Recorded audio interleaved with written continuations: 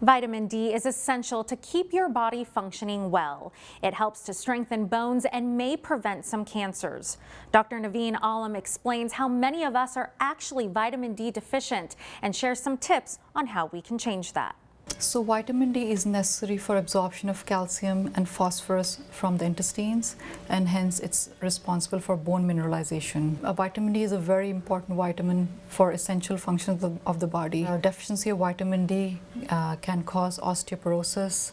It can cause falls in elderly population, fractures, and rarely it can cause rickets or osteomalacia.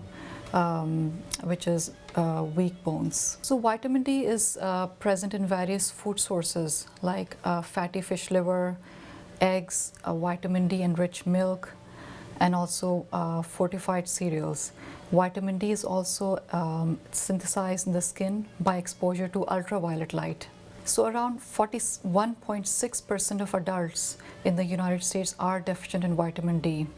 And it's more common in elderly population, it's more common in women, hospitalized patients, and also it's very common in people who have had gastric bypass surgeries because vitamin D is absorbed from the gut. As women grow older, they have lack of estrogen.